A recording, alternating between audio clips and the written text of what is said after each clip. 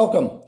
We're exploring some of the distinctions that have led to much higher deficits, trillions of dollars, much higher debt, and politicians not really caring about any of it. The second distinction I want to look at here, the first one was Milton Friedman's four-quadrant grid about whose money is it and who benefits from the money. I want to talk about civil rights versus economic rights. Over time, our country has shifted from caring a lot, or from the government emphasizing civil rights, to a much bigger role in what might be called economic rights. What's the difference?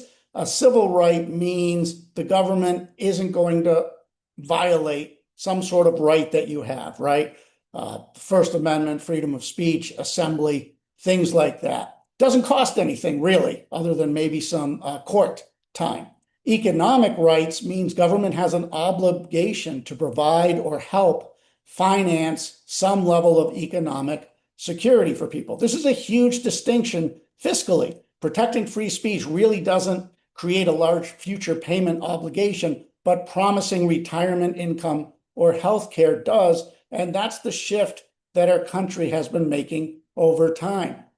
From our founding through the late 1800s, civil and political rights really dominated. The federal government's role was really limited by today's standards. Constitutional protections were all about speech, religion, property, due process, voting, limits on government power. The Civil War expanded the federal role in protecting citizenship and civil political rights, particularly for formerly enslaved Americans.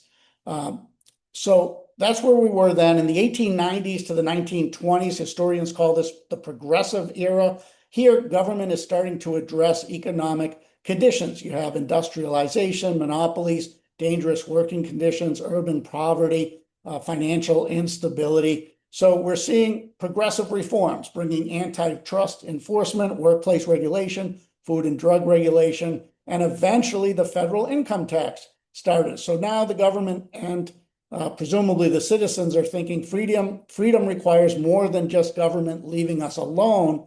Government is sometimes needed to protect people from economic power and insecurity. With the New Deal, the 1930s and the 1940s, this is really when things started to turn. The Great Depression dramatically expanded the federal government's economic responsibilities. We had Social Security, unemployment insurance, labor protections, farm programs, financial regulation, and public employment all became federal concerns. Franklin Roosevelt made this philosophical shift explicit with his 1944 Second Bill of Rights. He proposed rights to employment, adequate income, housing, medical care, education, and economic security. These were not constitutional rights in the same sense of freedom of speech, but now we see the concept of economic rights and entitlements become part of national politics. So we're almost 100 years in from the start of this. In the 1960s, you had the Great Society. Now we're going to an even broader social safety net. Now, there was a lot of civil rights activities happening here through the Civil Rights Act of 1964, the Voting Rights Act of 1965. At the same time, though, we saw an even bigger shift, second major inflection point in terms of government involvement in economic rights. Medicare and Medicaid established major federal commitments for years to come to health care. For instance, we had food assistance, more housing programs, education funding, anti-poverty programs, all expanded. In the 1970s to the 2000s, all of these commitments became entrenched. Neither party did anything to dismantle Social Security, Medicare, or Medicaid, or reform it. Programs expanded as the population grew and healthcare became more expensive and as we started to age and so on. So Social Security and Medicare became understood by Americans as benefits, not as welfare, but entitlements, essentially. So all of this started through the 3 decades. In the 2000s, all the way up till today, the debate is really now not about economic versus civil rights, but about how extensive economic guarantees should be. We added Medicare Part D, prescription drug coverage. The Affordable Care Act, or Obamacare, expanded the federal role in guaranteeing access to health insurance.